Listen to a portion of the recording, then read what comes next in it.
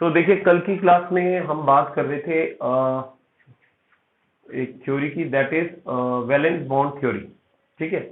और valence bond theory में हम बात कर रहे थे कि किस तरह से हमारे पास कोऑर्डिनेशन कंपाउंड की फॉर्मेशन होती है, उसमें कौन कौन से फैक्टर्स होते हैं। तो आज हम एग्जांपल देखेंगे वैलेंस बॉन्ड थ्योरी के अकॉर्डिंग कोऑर्डिनेशन कंपाउंड की फॉर्मेशन कैसे होती है। यानी कल जो हमने पॉइंट्स लिखे थे उन सभी पॉइंट्स को अप्लाई करते हुए किस तरह से कोऑर्डिनेशन कंपाउंड बनेगा उसको देखेंगे। ठीक है।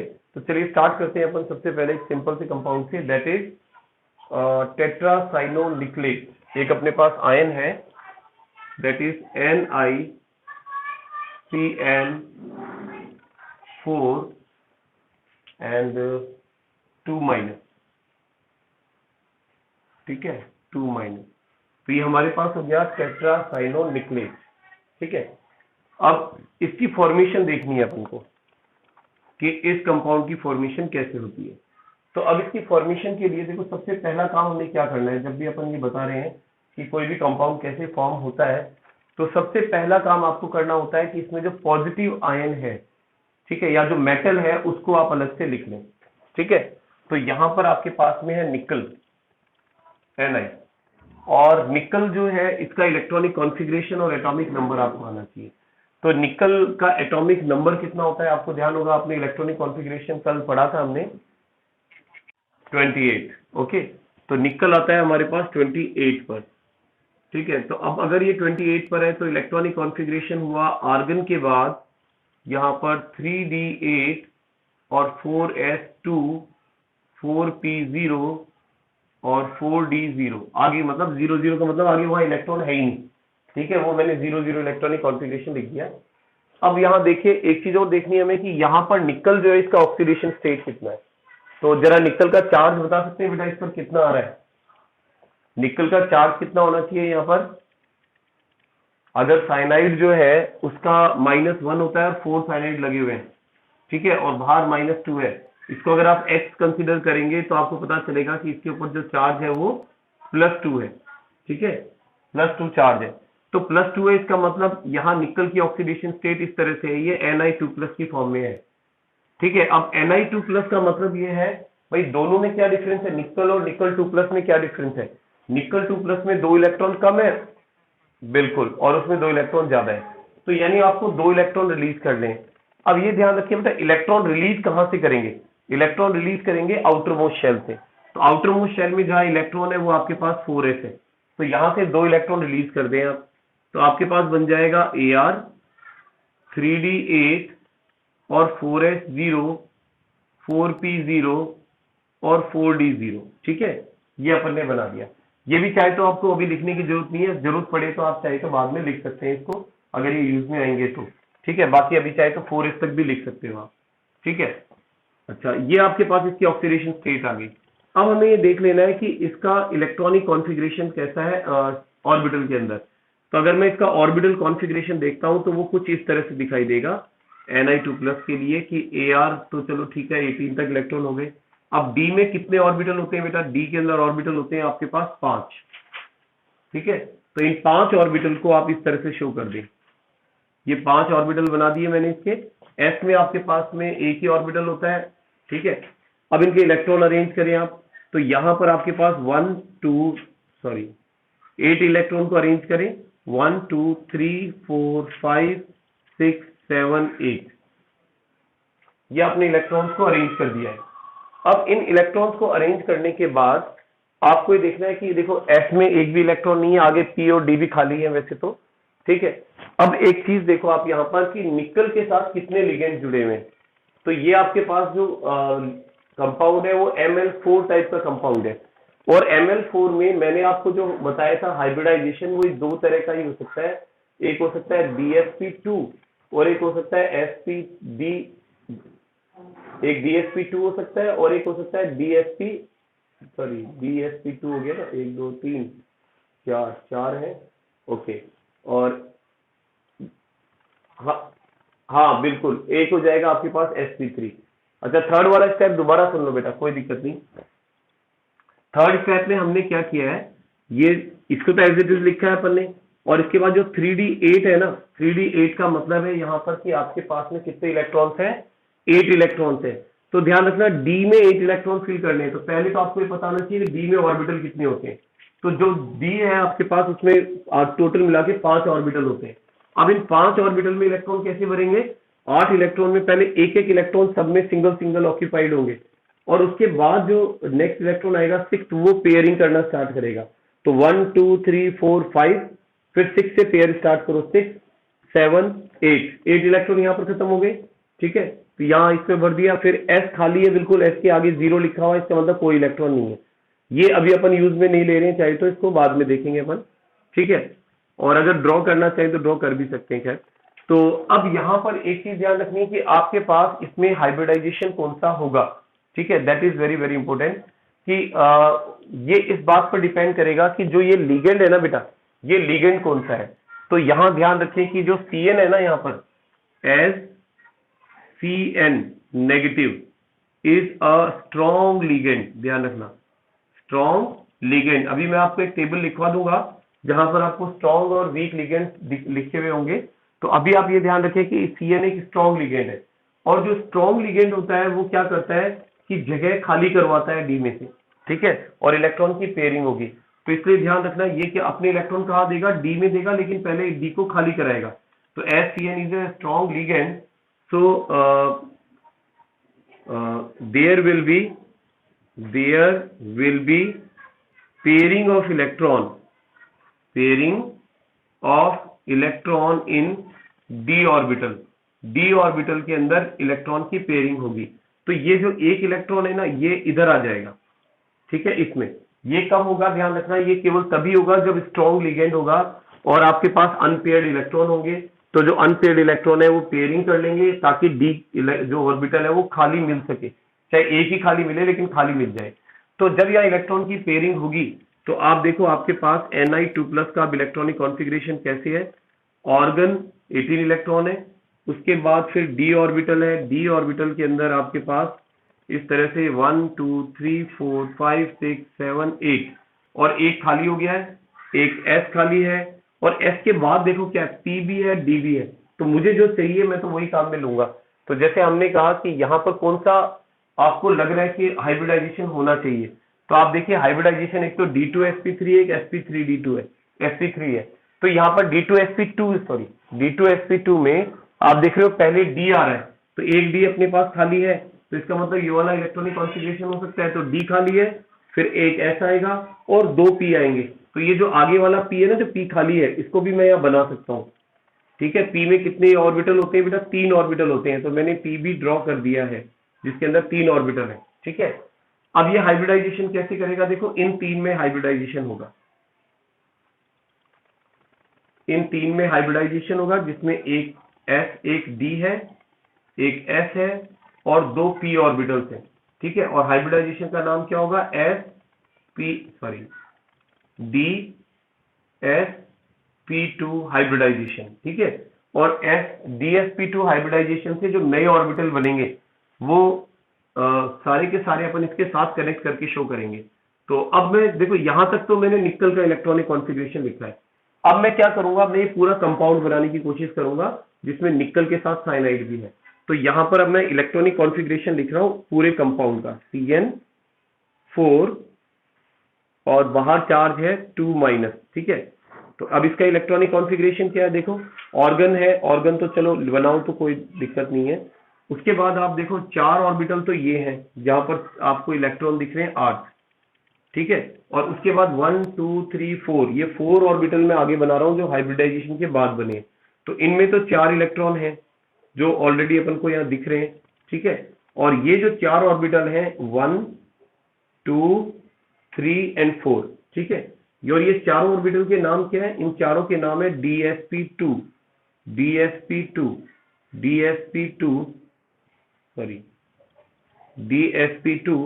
और ये भी क्या है DsP2।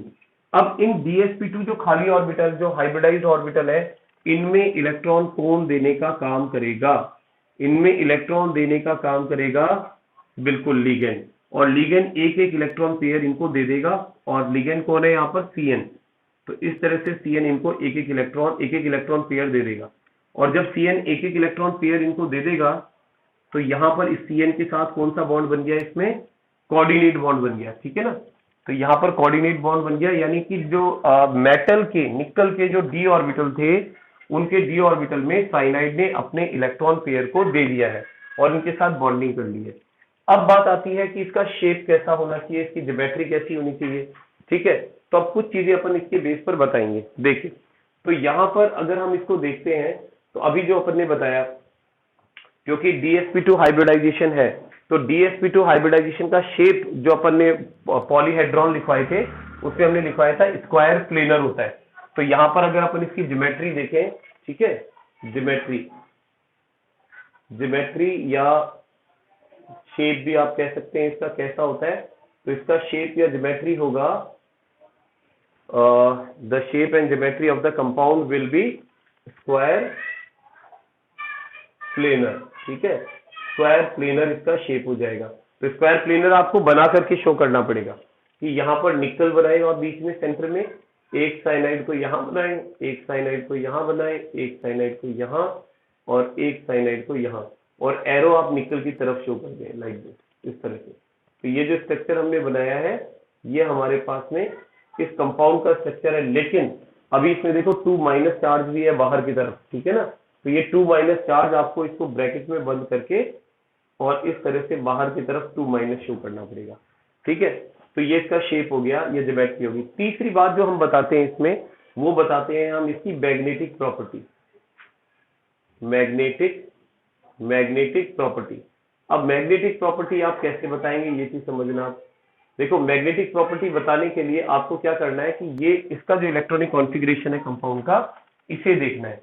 और इसमें आप देखो बॉन्डिंग बनाने के बाद क्या इसमें कोई अनपेयर्ड इलेक्ट्रॉन है, तो आप देख रहे हो कि इसमें कोई भी अनपेयर्ड इलेक्ट्रॉन नहीं है, ठीक है, बिल्कुल। तो इसमें सारे इलेक्ट्रॉन क्या है, पेयर्ड है। तो जहां सारे इलेक्ट्रॉन पेयर्ड देखने को मिलते हैं तो वहां आप मैग्नेटिक प्रॉपर्टी में लिखेंगे कि वो कैसा है, डायमैग्नेटिक है, ठीक है। तो इसकी प्रॉपर्टी कैसी है, डायमैग्नेटिक प्रॉपर्टी है, ये कंपाउंड डायमैग्नेटिक होगा। और डायमैग्नेटिक के बाद जो नेक्स्ट चीज हम इसके अंदर देखते हैं वो होता है टाइप ऑफ कॉम्प्लेक्स, कि इस कॉम्प्लेक्स का टाइप कैसा होगा, ठीक है। तो कॉम्प्लेक्स के दो टाइप होते हैं बेटा, एक तो होता है इनर और एक होता है आउटर, ठीक है। तो आपको ये देखना है कि अंदर वाले डी काम में आए या बाहर वाले डी काम में आए। तो आप देखो यहां पर जैसे आप देख रहे हो कि एक डी आपको बाहर भी दिख रहा है 4D और एक डी अंदर की तरफ भी दिख रहा है 3D। तो आप बताओ इसमें बॉन्डिंग में कौन सा काम में आ रहा है। तो आप देखो अंदर वाले है ना, इनर डी काम में आ रहा है, 3D काम में आ रहा है, 4D काम में आया ही नहीं क्योंकि लास्ट तो पी पर ही खत्म हो गया अपने पास में, ठीक है। तो क्योंकि 4D वाला, ये 4D वाला अरेंजमेंट था, ये सारा 4D का अरेंजमेंट है, तो 4D काम में आ रहा है, सॉरी 3D काम में आ रहा है, 3D का अरेंजमेंट है। तो इसलिए हम इसको बोलेंगे कि ये क्या हो जाएगा, इनर ऑर्बिटल कॉम्प्लेक्स बोल सकते हैं इसको। और इसका एक नाम और होता है, इसे हम लोग लो स्पिन कॉम्प्लेक्स भी बोलते हैं, लो स्पिन कॉम्प्लेक्स। ये दोनों एक ही चीज है, चाहे आप इसको लो स्पिन कॉम्प्लेक्स कह दें या इनर ऑर्बिटल कॉम्प्लेक्स कह दें, दोनों एक ही चीज होती है, ध्यान रखें, ठीक है। तो ये सारी चीजें, ये सारी आप जानकारी इसके बारे में दे सकते हैं। तो अब ये जो क्वेश्चन है ना बेटा, कम से कम 3 मार्क्स का क्वेश्चन बनता है इसमें, ठीक है, जिसमें हो सकता है 2 मार्क्स के लिए यहां तक आप मतलब टुकड़े कर लेते हैं इसके अंदर, कि जैसे 1 मार्क्स के लिए आपको यहां तक पूछ लिया गया, ठीक है, मतलब ये इसका पूरा इलेक्ट्रॉनिक अरेंजमेंट आपने पूरा पूछ लिया। 1 मार्क्स के लिए इसके अंदर इसका शेप, आधे मार्क्स के लिए इसका आपसे शेप पूछ लिया, आधे मार्क्स के लिए इसकी मैग्नेटिक प्रॉपर्टी पूछ ली, आधे मार्क्स के लिए इस कॉम्प्लेक्स का टाइप पूछ लिया कि इसका कॉम्प्लेक्स का टाइप कैसा होगा। तो ये सारी चीजें एक क्वेश्चन में भी पूछी जा सकती हैं, ठीक है। तो आई थिंक ये समझ में आ गया होगा आपको, इसका स्क्रीनशॉट ले सकते हैं आप। एक इसी तरह का क्वेश्चन अपन और देख रहे हैं, ठीक है, ताकि और अच्छी तरह से क्लियर हो जाए हमें, ओके।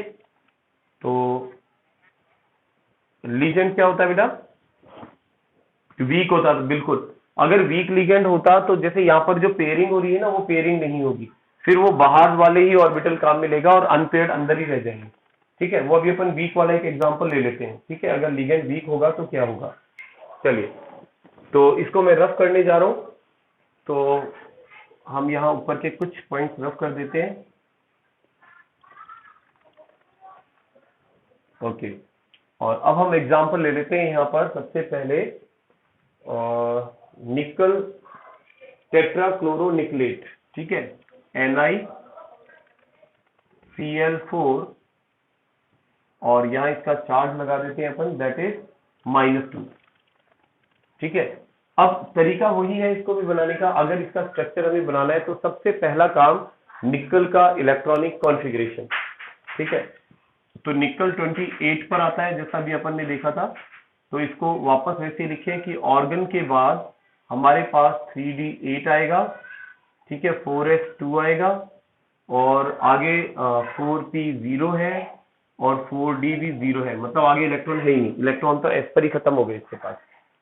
इसके बाद क्योंकि इसका ऑक्सीडेशन स्टेट सही होगा तो अगेन इसका भी ऑक्सीडेशन स्टेट +2 है जब आप फाइंड करेंगे। तो यहां पर मुझे इसकी डाई पॉजिटिव ऑक्सीडेशन स्टेट लिखनी है, ठीक है। तो वो आपके पास हो जाएगी ऑर्गन, और ऑर्गन के बाद 3d8, 4s0, 4p0 और 4d0। तो देखो हमने क्या किया है यहाँ पर, क्योंकि +2 चार्ज है इसलिए यहाँ पर 2 इलेक्ट्रॉन s वाले मैंने रिमूव करके यहाँ 0 कर दिया, ठीक है। इसके बाद ये लिखने के बाद हमें क्या करना है, इनका ऑर्बिटल स्ट्रक्चर बनाना है। अब इनके ऑर्बिटल को शो कर दें अपन। तो अगेन अगर मैं इसका ऑर्बिटल देखता हूं निकल का, तो इसमें जहां इलेक्ट्रॉन है केवल इसी को शो कर देते हैं अभी। तो ऑर्गन में तो 18 इलेक्ट्रॉन होते ही हैं। उसके बाद डी में आपके पास 8 इलेक्ट्रॉन है, ये 3d8 है, इसको मैं यूं शो कर रहा हूं, दिस इज 3d8, 1 2 3 4 5 6 7 8, ठीक है, 8 इलेक्ट्रॉन फिल कर दिए। एस को लिखिए आप, एस खाली पड़ा है बिल्कुल, ठीक है। चलो पी भी खाली पड़ा है, इसमें भी 3 ऑर्बिटल होते हैं। डी भी खाली पड़ा है, इसकी जरूरत पड़ेगी तो देखेंगे, 4 जरूरत शायद नहीं पड़ेगी, ठीक है, नहीं पड़ेगी क्योंकि 4 ही है वहां पर। ओके, तो ये आपके पास 3d8 हो गया है, ये 4s0 है, कोई इलेक्ट्रॉन नहीं है, और ये 4p0 है, इसके पास भी कोई इलेक्ट्रॉन नहीं है। ओके, अब आपको क्या करना है, अब यहां पर देखना है कि लिगेंड कौन सा है। तो ये देखो Cl जो होता है ना बेटा, Cl negative is a weak ligand, ठीक है, ये एक वीक लिगेंड है। तो जैसा मैंने कहा कि अगर लिगेंड वीक हो तो इलेक्ट्रॉन की पेयरिंग नहीं होती है, ये इलेक्ट्रॉन यहां नहीं जाएगा, ठीक है, और ये अनपेयर्ड ही रहेंगे। तो इसके आगे आप लिख सकते हैं सो, हाँ, sp3 देखते हैं। So there will be no pairing of electron, no pairing of electron, electron की पेयरिंग नहीं होगी। अब इलेक्ट्रॉन की पेयरिंग नहीं होगी तो फिर उसके बाद क्या होगा, तो उसके बाद अब आपको ये देखना है कि आपके पास जो कंपाउंड है उस कंपाउंड में निकल के साथ 4 Cl जुड़े हुए, ठीक है। तो इसका मतलब हमें कम से कम 4 Cl जुड़े वाले वापस 2 हाइब्रिडाइजेशन होते हैं, एक तो होता है dsp2 और एक होता है sp3d। तो देखो dsp2 की पॉसिबिलिटी तो खत्म हो गई यहाँ पर, पॉसिबिलिटी है ना, हाँ, क्योंकि ये पॉसिबिलिटी तो इसलिए खत्म हो गई क्योंकि ये इलेक्ट्रॉन यहाँ जा नहीं सकता, तो डी खाली होगा नहीं, बिल्कुल। तो इसलिए यहाँ पर एस से ही चालू करेंगे अपन इसको। तो इसका मतलब ये वाला हाइब्रिडाइजेशन, सॉरी डी नहीं आएगा, तो ये वाला हाइब्रिडाइजेशन होगा sp3। तो sp3 हाइब्रिडाइजेशन में एक s और 3 p ऑर्बिटल हाइब्रिडाइजेशन करेंगे, ठीक है। और जब ये हाइब्रिडाइजेशन करेंगे तो कौन सा हाइब्रिडाइजेशन कर रहे हैं, sp3 हाइब्रिडाइजेशन, ठीक है। तो अब इसका जो इलेक्ट्रॉनिक कॉन्फ़िगरेशन है sp3 हाइब्रिडाइजेशन के, dsp2 इसलिए नहीं होगा बेटा, देखो dsp2 के लिए आपको d खाली चाहिए, ठीक है। अब यहां पर अगर आप देखते हो तो d यहां पर 2 अनपेयर्ड इलेक्ट्रॉन है। अब आपके अकॉर्डिंग ऐसे होना चाहिए कि ये इसमें चला जाए तो ये एक d खाली हो जाएगा और इसमें इलेक्ट्रॉन भर जाएंगे आराम से। लेकिन प्रॉब्लम ये है, मैंने एक बात कही है कि ये d जब ही खाली होगा जब स्ट्रॉन्ग लिगेंड होगा, और आपके पास इस कंपाउंड में जो लिगेंड है ना Cl, उसको हम एक वीक लिगेंड मानते हैं। तो यहाँ पर यही मेन डिफरेंशिएशन पॉइंट है जहां मतलब मिस्टेक होने की पॉसिबिलिटी होती है। तो ध्यान रखें कि अगर आपके पास हैलोजन या कोई भी लिगेंड वीक है तो वो इलेक्ट्रॉन की पेयरिंग नहीं करेगा, इलेक्ट्रॉन को आगे नहीं धकेलेगा, इसलिए जो उसको खाली मिलेंगे उन्हीं में इलेक्ट्रॉन फिल होंगे, ठीक है। तो इसलिए डी काम में नहीं आ रहा है, फिर एस से चालू करेंगे तो 4 के लिए अपने पास sp3 पॉसिबल है। तो यहां पर अब अगर हम देखते हैं इसका शेप NiCl4 और 2 माइनस, और इसका इलेक्ट्रॉनिक कॉन्फ़िगरेशन देखते हैं तो ऑर्गन के बाद आपके पास देखो ये तो हो गया डी, और इस डी में आपके पास इस तरह से 1 2 3 4 5 6 7 और 8 ये इलेक्ट्रॉन्स है, और इसी के आगे ये हाइब्रिडाइज्ड ऑर्बिटल बना देता हूं। हाइब्रिडाइजेशन के बाद 1 2 3 और 4 ऑर्बिटल बन गए आपके पास। ये भी sp3 कहलाएगा, ये भी sp3 है, ये भी sp3 है, और ये भी sp3 है। ठीक है, तो अब इसमें इलेक्ट्रॉन कैसे भरेंगे देखिए। तो ये जो Cl हमें यहाँ पर दिख रहे हैं वो Cl इनके अंदर इलेक्ट्रॉन को फिल करेंगे, Cl Cl Cl, और दो दो इलेक्ट्रॉन यहाँ पर फिल होना स्टार्ट हो जाएगा लाइक दिस। इस तरह से यहाँ पर इलेक्ट्रॉन फिल हो जाएंगे। ठीक है, तो अब ये तो इसके अंदर इलेक्ट्रॉन फिल कर दिए अपन ने हाइब्रिडाइजेशन के बाद में। अब इसके शेप देखते हैं अपन।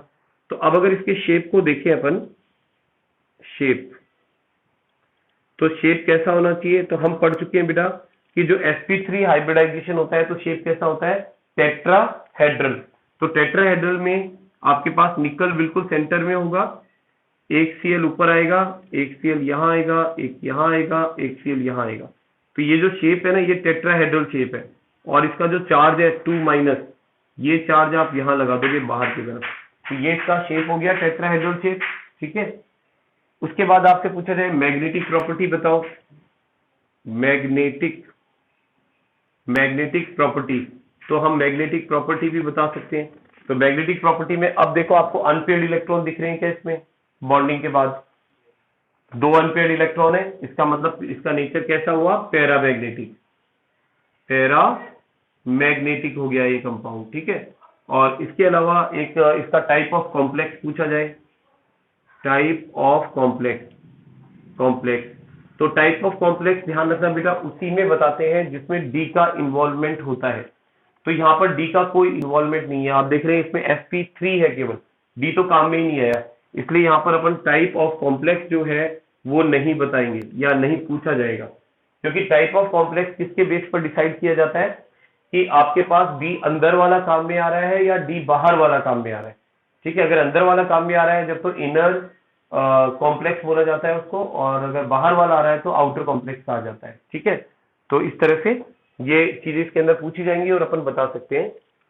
ओके, और कभी कभी ना कलर्ड भी पूछा जा सकता है इसमें कि ये कलर्ड होगा या कलरलेस होगा। तो एक चीज बताऊं, देखो बेटा इसमें ध्यान रखना कि अगर अनपेयर्ड इलेक्ट्रॉन दिख गए आपको, ठीक है, बॉन्डिंग के बाद भी अनपेयर्ड इलेक्ट्रॉन दिख रहे हैं, तो ऐसा कॉम्प्लेक्स कलर्ड कॉम्प्लेक्स बनाता है। तो जैसा आप यहाँ देख पा रहे हैं, यहाँ पर आपके पास दो अनपेयर्ड इलेक्ट्रॉन दिख रहे हैं, तो इसका मतलब ये कैसा होगा, कलर्ड कॉम्प्लेक्स होगा। ठीक है, चलिए इसको रफ कर देते हैं।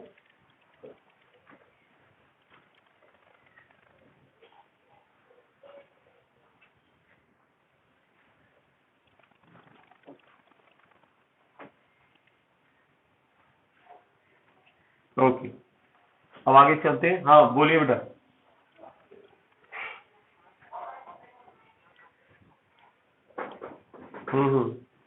बिल्कुल, जब आप, हाँ तो अलग अलग है। अभी अभी एग्जांपल ले रहे हैं अपन, 5 और 6 के भी एग्जांपल ले रहे हैं ताकि वो भी क्लियर हो जाए आपको। ठीक है, तो ये तो 4 तक देख लिया अपन ने। अब एक एग्जांपल अपन ले लेते हैं, जैसे यहाँ पर नेक्स्ट वो 6 के लिए ले रहे हैं अपन।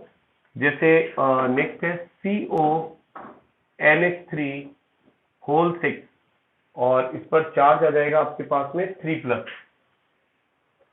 ठीक है, इस कंपाउंड की फॉर्मेशन देख रहे हैं कैसे होगी। तो अगेन अपन को तरीका वही है सबका सॉल्व करने का, कि सबसे पहले आपको क्या करना है, कोबाल्ट को लेना है और उसका इलेक्ट्रॉनिक कॉन्फ़िगरेशन लिखना है। तो कोबाल्ट जो आता है हमारे पास वो आता है कितने नंबर पर, बताइए बेटा। कोबाल्ट का एटॉमिक नंबर कितना होना चाहिए, 27। ओके, तो कोबाल्ट का हो जाएगा 27। तो अगर कोबाल्ट 27 पर है तो इलेक्ट्रॉनिक कॉन्फ़िगरेशन देखो, मैंने आपको सिंपल सी ट्रिक बताई थी कि 3D कितना हो जाएगा, 7, 27 में 7 इलेक्ट्रॉन डी में। ठीक है, और उसके बाद में 4s2। ओके, और आगे भी अगर लिखना चाहे तो 4p0 और 4d0, मतलब आगे इलेक्ट्रॉन नहीं है इसके अंदर, वो 0 लिख दिया आपने। अब हमें क्या करना है नेक्स्ट, यहाँ पर देखना है कि कोबाल्ट जो है इसकी ऑक्सीडेशन स्टेट कितनी आ रही है। ठीक है, तो अगर कोबाल्ट की ऑक्सीडेशन स्टेट देखें तो +3 है, जो आप इसको +3 बिल्कुल, क्योंकि NH3 का तो 0 होता है, ठीक है, तो यानी इसका जो चार्ज होगा वही ऊपर दिखाई देगा अपन को। तो यहाँ कोबाल्ट हमारे पास CO3+ की स्टेट में है। तो CO+3 का मतलब है कि कोबाल्ट की कंपैरिजन में कोबाल्ट 3+ में 3 इलेक्ट्रॉन कम है। तो आपको 3 इलेक्ट्रॉन आउटर शेल से रिमूव करने हैं, ठीक है। तो 3 इलेक्ट्रॉन अगर आप रिमूव करते हैं तो आप देखिए 2 इलेक्ट्रॉन तो यहां से रिमूव हो जाएंगे, 1 इलेक्ट्रॉन यहां से रिमूव होगा। तो इसका जो इलेक्ट्रॉनिक कॉन्फ़िगरेशन होगा ऑर्गन के बाद, दैट इज 3d6 और 4s1, 4p0 और 4d0, ठीक है, ये हो जाएगा। तो ये इसका इलेक्ट्रॉनिक कॉन्फ़िगरेशन हो गया। अब इसका ऑर्बिटल स्ट्रक्चर बना देते हैं अपन। ऑर्बिटल स्ट्रक्चर कैसा बनेगा, तो देखिए ऑर्गन और उसके बाद में डी में आपके पास 6 इलेक्ट्रॉन, 4s0 आएगा बेटा, गलती से हो गया, ठीक है, बाय मिस्टेक 4s0 आएगा और 4p0 4d0, ठीक है, वहां पर 1 इलेक्ट्रॉन कम कर दिया है। यस, तो यहां पर डी के पास 6 इलेक्ट्रॉन है आपके पास, ओके, और एस खाली है हमारे पास, और पी जो है वो भी हमारे पास में खाली है जिसमें 3 ऑर्बिटल है। डी देखते हैं, अगर जरूरत पड़ेगी तो बना लेंगे अपन, कोई इशू नहीं है, ठीक है, बट आई थिंक जरूरत नहीं पड़नी चाहिए क्योंकि ये स्ट्रॉन्ग लिगेंड है। तो अब यहाँ इनके इलेक्ट्रॉन फिल कर रहे हैं। देखो डी में आपके पास 1 2 3 4 5 एंड 6, 6 इलेक्ट्रॉन मैंने डी में फिल कर दिए डी ऑर्बिटल में। एस खाली है, पी खाली है, डी मैंने बनाया नहीं है, जरूरत नहीं पड़ेगी। अब इसके बाद नेक्स्ट हमें क्या करना है, अब ये देखना है कि NH3 किस तरह का हमारे पास लिगेंड है। तो ध्यान रखिए बेटा, NH3 भी एक स्ट्रॉन्ग लिगेंड है, ध्यान रखिए NH3 एक स्ट्रॉन्ग लिगेंड है। तो NH3 is a strong ligand. तो NH3 क्योंकि एक स्ट्रॉन्ग लिगेंड है, तो स्ट्रॉन्ग लिगेंड के केस में हमेशा ध्यान रखना इलेक्ट्रॉन की पेयरिंग होती है। तो हम यहाँ लिखेंगे there will be pairing of electron की पेयरिंग होगी। और जब इलेक्ट्रॉन की पेयरिंग होगी तो आप देखो एक ये इलेक्ट्रॉन यहां और ये इलेक्ट्रॉन यहां आ जाएगा, ठीक है, तो ये 2 खाली हो जाएंगे आपके पास। तो अब इसका इलेक्ट्रॉनिक कॉन्फ़िगरेशन कुछ इस तरह से दिखेगा हमें, CO3+। तो ऑर्गन के बाद आपके पास जो ऑर्बिटल्स हैं डी में वो कुछ इस तरह से हैं, ठीक है, यहां पेयरिंग हो गई है और ये 2 खाली हो गए हैं आपके पास डी, ठीक है। इसके बाद एस भी खाली पड़ा हुआ है और पी भी खाली पड़ा हुआ है। अच्छा, अब बात करते हैं यहां पर लिगेंड कितने हैं। देखो लिगेंड अपने पास 6 है। तो हमने पढ़ा है कि अगर हमारे पास कोई ML6 टाइप का कॉम्प्लेक्स है तो उसके अंदर हाइब्रिडाइजेशन की 2 पॉसिबिलिटी होती है, D2sp3 या sp3d2। और जैसा कि अब आप देख पा रहे हैं यहाँ पर, क्योंकि स्ट्रॉन्ग लिगेंड है तो इसका मतलब 2D 1S और 3P पार्टिसिपेट कर सकते हैं हाइब्रिडाइजेशन में। तो इसका मतलब ये वाला हाइब्रिडाइजेशन होगा जिसमें अंदर वाला D काम में आएगा, ठीक है। तो यहाँ पर इनमें हाइब्रिडाइजेशन होगा, ये D है, ये S है और ये P है। तो ये D के 2 ऑर्बिटल, P के S का 1 और P के 3 ऑर्बिटल हाइब्रिडाइजेशन करेंगे। और इनका जो हाइब्रिडाइजेशन होगा वो होगा D2, क्योंकि D के 2 ऑर्बिटल काम में आ रहे हैं, ठीक है, D2, एंड देन D2 के बाद में आएगा आपके पास sp3, ठीक है, D2sp3 हाइब्रिडाइजेशन होगा यहाँ पर। तो अब हमारे पास कॉम्प्लेक्स कैसा बनेगा, देखो CO और NH3 होल 6 और यहाँ पर मैं 3+ चार्ज बना देता हूँ, ठीक है। तो अब यहाँ पर देखो ऑर्गन के बाद में इसका स्ट्रक्चर बना देते हैं अपन। 3 तो ऑर्बिटल ये हैं और 6 ऑर्बिटल वो हैं, तो हमें बड़ा सारा वो बनाना पड़ेगा, ठीक है। तो यहाँ पर 1 2 3 तो मैंने ये बना दिए, 1 2 3 4 5 6, और उसके बाद 6 ऑर्बिटल वो हैं, तो 1 2 3 4 5 और 6। और ये सारे ऑर्बिटल क्या है बेटा, ये D2sp3 है, ठीक है। ये जो ऑर्बिटल है इनका नाम D2sp3 है, D2sp3 D2sp3 D2sp3, ठीक है, D2sp3 और D2sp3, ठीक है, ये सब D2sp3 बन गए। अब इन D2sp3 में इलेक्ट्रॉन कौन देगा, जो हमारे पास लिगेंड है, 6 लिगेंड है हमारे पास। तो ये 6 लिगेंड यहाँ पर अपने अपने इलेक्ट्रॉन, लोन पेयर इलेक्ट्रॉन दे देंगे इसके साथ और कोऑर्डिनेट बॉन्ड बना देंगे, NH3 NH3 NH3 NH3 NH3 और NH3, और इलेक्ट्रॉन देने के बाद, क्योंकि लोन पेयर इलेक्ट्रॉन दिया है तो इसको यूं शो कर सकते हैं अपन, इस तरह से इन्होंने यहाँ पर अपनी लोन पेयर इलेक्ट्रॉन दे दिए। ठीक है, तो ये तो इसका स्ट्रक्चर। अब इसका शेप देखते हैं, शेप कैसा होगा। तो इसका अगर शेप की बात करता हूं मैं, तो शेप में देखो, मैंने आपको जब पॉलीहेड्रल के स्ट्रक्चर्स बताए थे तो उसमें मैंने आपको डिफरेंट टाइप ऑफ शेप्स बताए थे। तो वहां मैंने D2sp3 या sp3d2 के लिए कौन सा शेप बताया आपको, दैट इज बिल्कुल स्क्वायर बाइपिरामिडल या ऑक्टाहेड्रल अपन ने कहा था। ठीक है, तो इसका जो शेप होगा वो कुछ इस तरह से होगा कि आपके पास कोबाल्ट बिल्कुल सेंटर में आएगा, और इस तरह से एक तो स्क्वायर बनेगा, ये तो स्क्वायर हो गया।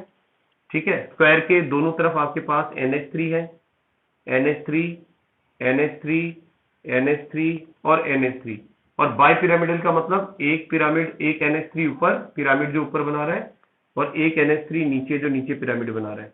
तो अब आप इसमें देख सकते हैं इस तरह से। ठीक है, तो इसको आप कहेंगे कि ये क्या है हमारे पास में, स्क्वायर बाई पिरामिडल। एक पिरामिड मैंने ऊपर बना दिया है, सिमिलरली एक पिरामिड आप नीचे की तरफ भी बना सकते हैं।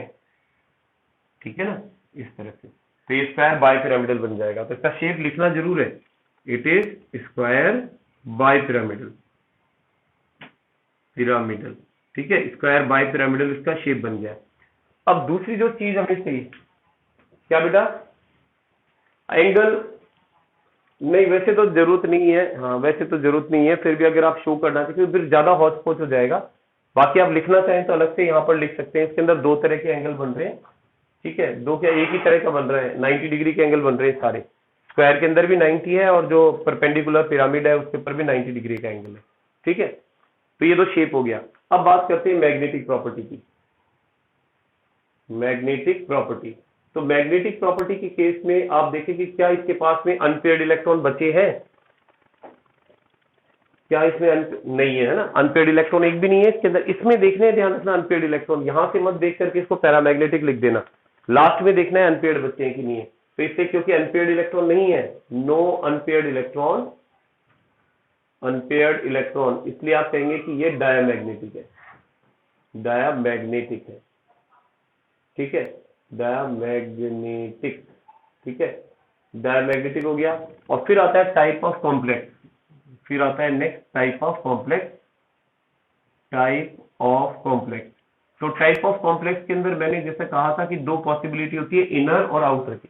तो सिंपल सा दिख रहा है हमें डी कौन से काम में आ रहे हैं, या आप हाइब्रिडाइजेशन को देख के भी बता सकते हो।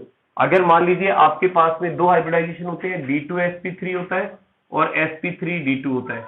ठीक है, अगर D2sp3 है तो इसका मतलब अंदर वाला डी काम में आ रहा है, और sp3d2 है तो मतलब बाहर वाला डी काम में आ रहा है। तो अभी कौन सा डी काम में आ रहा है, D2sp3 है, इसका मतलब अंदर वाला डी काम में आ रहा है इसमें। और जिसमें अंदर वाला डी काम में आता है वो कॉम्प्लेक्स होता है आपके पास में लो स्पिन कॉम्प्लेक्स भी बोलते हैं उसको, लो स्पिन कॉम्प्लेक्स, और या फिर हम इसे इनर ऑर्बिटल कॉम्प्लेक्स भी कहते हैं, इनर ऑर्बिटल कॉम्प्लेक्स।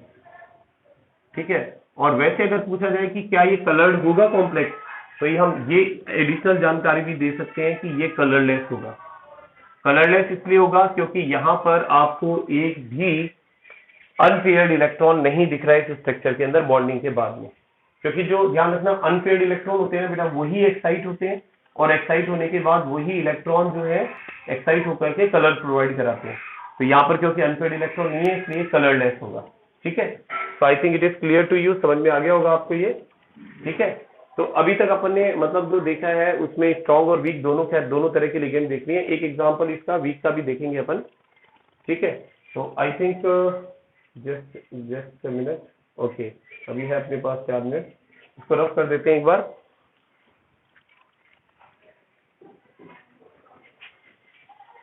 जस्ट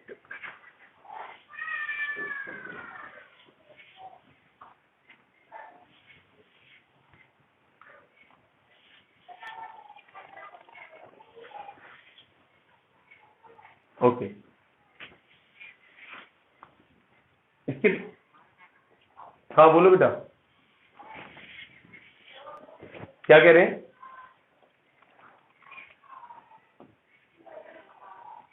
चलिए तो नेक्स्ट एग्जांपल देखते हैं अपन। और अपना नेक्स्ट एग्जांपल जो है दैट इज COF6 3 माइनस, एक ये और देख लेते हैं COF6 3 माइनस। ठीक है, इसको समझाने के बाद आई थिंक आप लगभग लगभग सारे एग्जांपल कर पाएंगे। ठीक है, तो अब यहाँ पर जो अपन ने बनाया है कंपाउंड, इसमें हमें इसका वापस से स्ट्रक्चर देखना है। तो सबसे पहले इसका मेटल देखेंगे। तो मेटल आपके पास में कोबाल्ट, और कोबाल्ट का इलेक्ट्रॉनिक कॉन्फ़िगरेशन देखें तो 27 पर आता है। अगेन वी हैव ऑर्गन, और ऑर्गन के बाद 3d7 4s0, ठीक है 4s2 और 4p0 और 4d भी 0। ठीक है, ये इसका इलेक्ट्रॉनिक कॉन्फ़िगरेशन है। बट हमें यहाँ देखना है यहाँ इसकी ऑक्सीडेशन स्टेट कितनी है। यहाँ +3 ऑक्सीडेशन स्टेट है, तो इसलिए यहाँ पर इसकी ऑक्सीडेशन स्टेट हमने +3 लिख दी है, और 3 इलेक्ट्रॉन इसमें रिमूव कर देने हैं, क्योंकि इसके कंपैरिजन में इसमें 3 इलेक्ट्रॉन कम है। तो आप आउटर मोस्ट शेल से 3 इलेक्ट्रॉन रिमूव करेंगे, 3d6 हो जाएगा इधर, 4s0 4p0 और 4d0। ठीक है, ये इसका इलेक्ट्रॉनिक कॉन्फ़िगरेशन है। फिर हमें इसका ऑर्बिटल स्ट्रक्चर बनाना है। तो अगर कोबाल्ट 3+ का हम ऑर्बिटल स्ट्रक्चर बनाते हैं तो देखिए डी में आपको 6 इलेक्ट्रॉन शो करने हैं।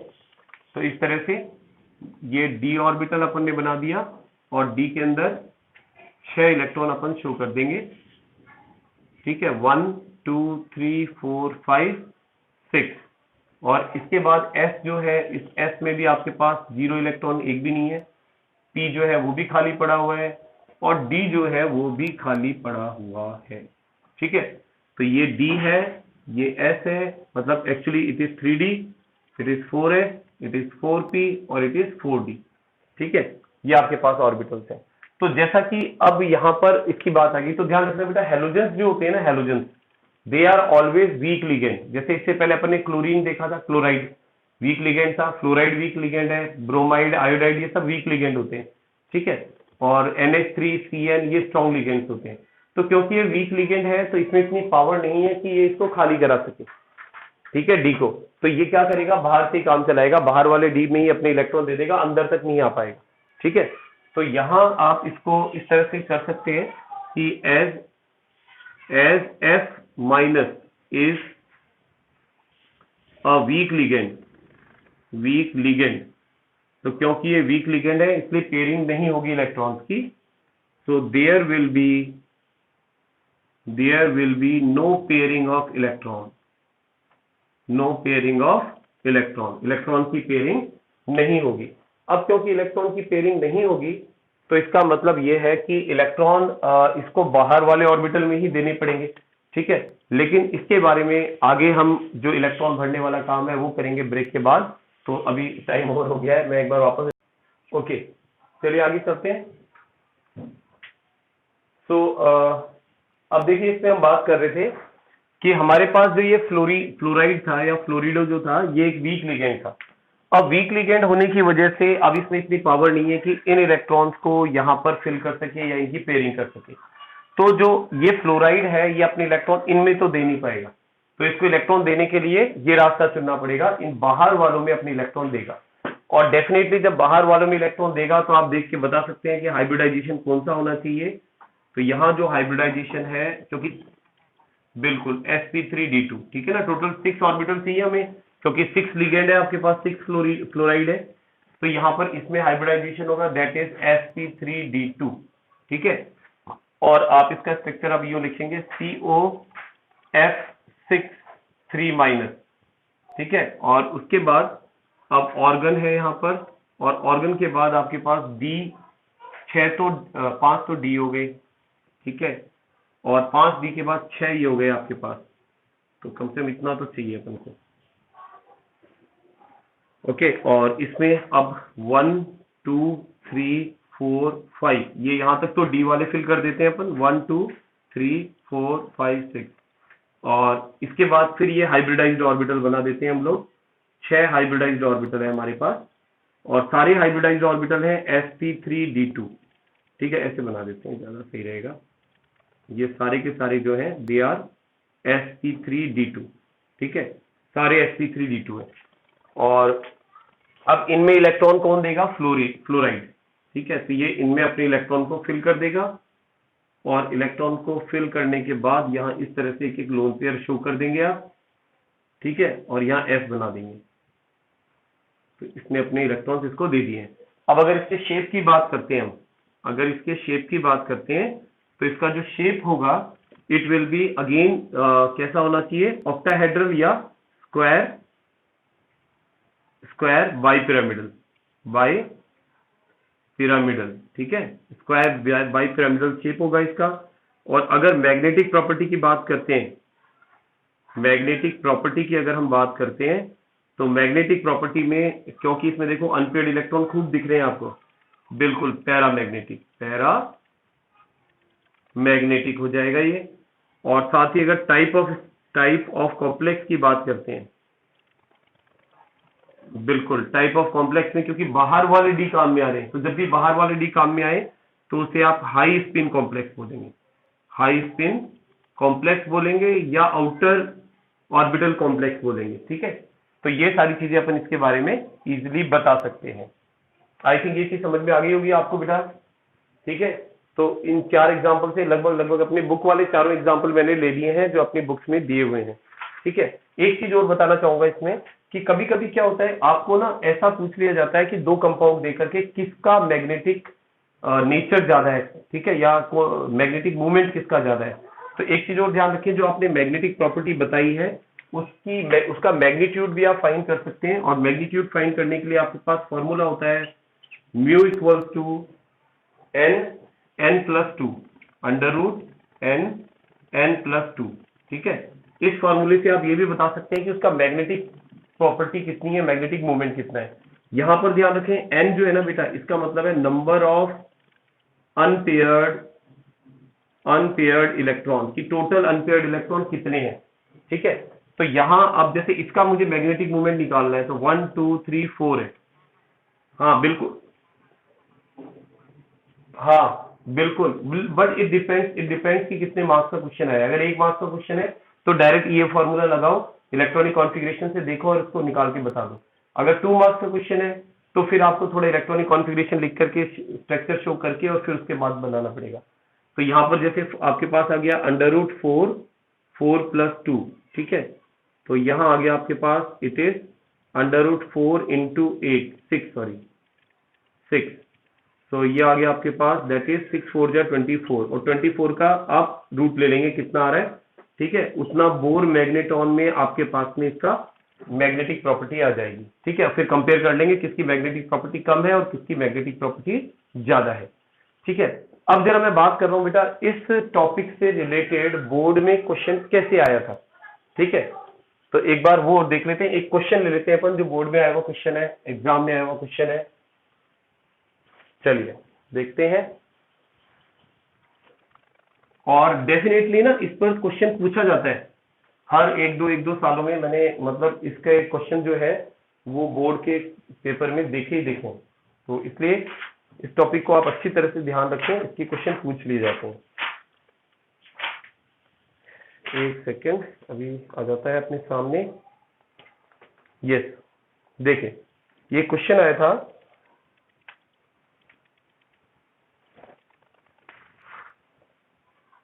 कि आपके पास CrNH3 6 2+ is 3+ is paramagnetic while NiCN4 2- is diamagnetic.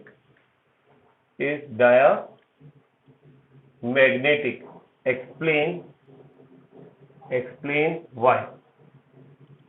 ठीक है, कुछ इस तरह से क्वेश्चन था कि ऐसा क्यों है कि एक तो पैरामैग्नेटिक है दूसरा डायमैग्नेटिक है। तो इसमें हमको ना बहुत ज्यादा डीप जाने की जरूरत नहीं है। आपको करना क्या है, एक 2 पार्ट बना देने, ठीक है। इस तरफ तो आपको क्रोमियम लिखना है और इस तरफ आपको निकल लिखना है। यहाँ क्रोमियम का इलेक्ट्रॉनिक कॉन्फ़िगरेशन क्योंकि 24 पर आता है, तो ऑर्गन के बाद आपको पता है 3d5 एक्सेप्शन वाला केस है ये, 3d5 4s1, ठीक है, 4p0, ऐसा कुछ इलेक्ट्रॉनिक कॉन्फ़िगरेशन है इसका। और जबकि निकल की बात करें तो निकल अभी अपने लिया था 28, ठीक है, तो 28 पर था निकल, तो 28 में इलेक्ट्रॉनिक कॉन्फ़िगरेशन लिखे तो 3d, सॉरी ऑर्गन के बाद 3d8, 4s2 और 4p0, ठीक है। और फिर इसके बाद आप इनके ऑक्सीडेशन स्टेट के अकॉर्डिंग लिखें, ठीक है, कि आपके पास में यहाँ पर इसका चार्ज कितना है 3+, ठीक है, तो 3+ चार्ज है तो यहाँ पर Cr3+ लिखे और 3 इलेक्ट्रॉन उड़ा दो इसमें से। तो 3 इलेक्ट्रॉन जब आप उड़ाओगे तो आप देखो यहाँ कितना बच जाएगा, 3d, एक यहाँ से, दो यहाँ से, तो 3d3, 4s0 और 4p0। और यहाँ से देखो इसका ऑक्सीडेशन स्टेट कितना है, इसका +2 है, ठीक है, फाइंड करोगे तो यहाँ से कितने इलेक्ट्रॉन उड़ा दोगे, यहाँ से उड़ा दोगे आप 2 इलेक्ट्रॉन, ठीक है, तो निकल 2+ बनाओगे और ऑर्गन 3d8 और 4s0 और 4p0। यहां तक कोई दिक्कत बेटा देखो किसी को, है ना, मेरे ख्याल से दिक्कत नहीं होनी चाहिए।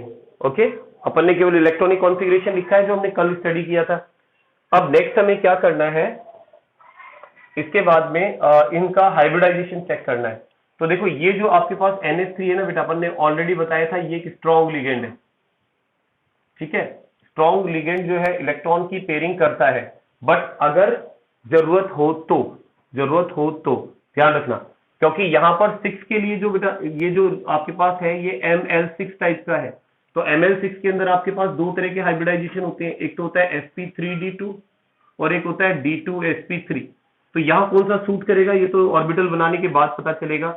Cr3+, तो देखो आप ऑर्गन, इसके अंदर d के 5 ऑर्बिटल आपने बना दिए, ठीक है, s का 1 बना दिया और p के 3 बना दिए, ठीक है। अब आपको क्या करना है, इलेक्ट्रॉन फिल करने हैं, तो इसके देखो 1, 2 और 3 फिल कर दिया आपने, और s खाली है, p खाली है। अब आपको ये देखना है कि अगर ये अवेलेबल है, ठीक है, तो d अंदर वाले काम में लेगा, और अगर अवेलेबल नहीं है तो काम में नहीं ले सकता।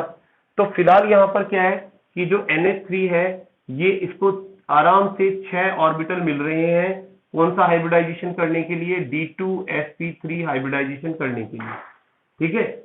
अब अगर मैं निकल की बात करता हूं तो निकल को 4 खाली ऑर्बिटल चाहिए। अब जरा इसका इलेक्ट्रॉनिक ऑर्बिटल कॉन्फ़िगरेशन लिखते हैं अपन। देखिए ऑर्गन के बाद d में 8 इलेक्ट्रॉन है, d में 8 इलेक्ट्रॉन है, 1 2 3 4 5 6 7 8, ठीक है, s खाली है और p भी खाली है अभी, ठीक है, आई थिंक ओके, ठीक है, ये खाली है। अब आपको कितने ऑर्बिटल चाहिए, क्योंकि देखो ये किस तरह का है, ML4 टाइप का कंपाउंड है आपके पास, ठीक है, ML4 टाइप का कंपाउंड है। और दूसरी बात, ये जो CN है ना बेटा, ये स्ट्रॉन्ग लिगेंड है, तो जो स्ट्रॉन्ग लिगेंड है वो क्या करता है, ऑर्बिटल को खाली करवाता है, ठीक है। तो यहां पर क्या ये d को खाली करा सकता है, बिल्कुल करा सकता है, ये एक इलेक्ट्रॉन यहां आ सकता है। तो इसका जो इलेक्ट्रॉनिक कॉन्फ़िगरेशन होगा एक्चुअली में, ठीक है, वो इस तरह से हो जाएगा जब कंपाउंड बनाएगा, ये इस तरह से लिख सकते हैं अपन, NiCN4 2-, और फिर ऑर्गन के बाद इसका इलेक्ट्रॉनिक कॉन्फ़िगरेशन कुछ इस तरह से हो जाएगा कि इसने खाली करा लिया, तो 1 2 3 4 5 6 7 8 ये खाली हो चुका है, ये खाली है, ये भी खाली है, ठीक है। तो इसके अंदर हाइब्रिडाइजेशन कौन सा होगा 4 के लिए बेटा, इसके लिए कौन सा हो सकता है, देखो DsP2, ठीक है, DsP2 हाइब्रिडाइजेशन हो सकता है इसमें। अब DsP2 हाइब्रिडाइजेशन में अब इसको देख सकते हैं, अब इनमें इलेक्ट्रॉन भर जाएंगे वो तो हमें पता है हाइब्रिडाइजेशन के बाद। अब यहां पर क्या अनपेयर्ड इलेक्ट्रॉन है, 3 अनपेयर्ड है, 3 अनपेयर्ड इलेक्ट्रॉन, 3 अनपेयर्ड इलेक्ट्रॉन है, इसलिए इसका नेचर कैसा हुआ, पैरामैग्नेटिक होगा ये, ठीक है। इसमें आप देखो कोई अनपेयर्ड नहीं आएगा क्योंकि ये सारे पेयर्ड है और यहां भी पेयर्ड आएंगे, ठीक है। तो ऑल पेयर्ड इलेक्ट्रॉन, इसलिए इसका नेचर कैसा हुआ, डायामैग्नेटिक, ठीक है, ये डायामैग्नेटिक नेचर का हो गया। तो इस तरह से अगर क्वेश्चन आ जाता है तो आपको ना मिक्स करके पूछेंगे, आपको 2 कंपाउंड मिक्स करके दे देंगे और इस तरह कहा जाएगा कि आइडेंटिफाई करें कि इसमें कौन सा डायामैग्नेटिक है, कौन सा पैरामैग्नेटिक है। तो आप आसानी से देख करके आइडेंटिफाई कर सकते हैं कि which one is paramagnetic, which one is diamagnetic. लेकिन एक चीज आपको रियलाइज हो गई होगी बेटा इसके अंदर कि जब तक आपको इलेक्ट्रॉनिक कॉन्फ़िगरेशन नहीं आएगा, ठीक है ना, जब तक आपको इलेक्ट्रॉनिक कॉन्फ़िगरेशन नहीं आएगा तब तक आप ये वाले क्वेश्चन सॉल्व नहीं कर सकते, ठीक है ना। तो जैसे आपने जो 2 क्लासेस के अंदर देखा, मतलब पिछली क्लास में तो आपने लिगेंड्स का नाम और ऑक्सीडेशन स्टेट देखी, और इस वाले में आपने ऑक्सीडेशन इलेक्ट्रॉनिक कॉन्फ़िगरेशन के अकॉर्डिंग देखा। तो इस चैप्टर में आप चाहे कितना ही पढ़ लेना, जब तक आप ये चीज नहीं कर लोगे पहले, आपको नहीं समझ में आएगा। तो इसलिए मेरी सबको यही सलाह है बेटा, जो भी अभी क्लास अटेंड कर रहे हैं, कि आप सबसे पहला काम इलेक्ट्रॉनिक कॉन्फ़िगरेशन कर लेना, और लिगेंड जो है उनके ऑक्सीडेशन नंबर और लिगेंड का नाम उनको अच्छी तरह से रख लेना। उसके बाद इस चैप्टर के अंदर ये वाले टॉपिक दोनों, IUPAC नोमेनक्लेचर और वैलेंस बॉन्ड थ्योरी, इन दोनों टॉपिक को उसके बाद करना स्टार्ट करना। तब आपको पढ़ने में भी मजा आएगा, क्वेश्चन को सॉल्व करने में भी मजा आएगा, है ना। आप उसको क्वेश्चन को भी एंजॉय करेंगे। बात समझ में आ गई बेटा। तो अब इसके अंदर कल जो अपना जो टॉपिक होगा उसके अंदर भी एक्चुअली में ये स्ट्रॉन्ग और वीक लिगेंड वाला मैटर आएगा। तो कल अपन स्टार्ट करने से पहले एक इसकी स्पेक्ट्रोकेमिकल सीरीज होती है, ठीक है, वो मैं स्पेक्ट्रोकेमिकल सीरीज लिखवाऊंगा आपको, जिसमें इनका ऑर्डर होगा इंक्रीजिंग ऑर्डर स्ट्रेंथ के अकॉर्डिंग, या डिक्रीजिंग ऑर्डर के अंदर अरेंज करें। और फिर उसके बाद हम बात करेंगे CFT की, जो जिसको हम बोलते हैं क्रिस्टल फील्ड थ्योरी, ठीक है। इस चैप्टर का शायद वो लास्ट टॉपिक होगा मेरे ख्याल में, लास्ट, बाकी कुछ टॉपिक इसमें रिमूव कर दिए गए हैं, ठीक है। फिर भी देख लेंगे, जो भी टॉपिक होंगे वो अपन करा देंगे, ठीक है बेटा। तो आज की क्लास इतनी ही, फिर बाकी अपन देखते हैं कल। ओके, तो प्रैक्टिस जरूर करते रहें इन क्वेश्चन की। So that's all for today. See you tomorrow.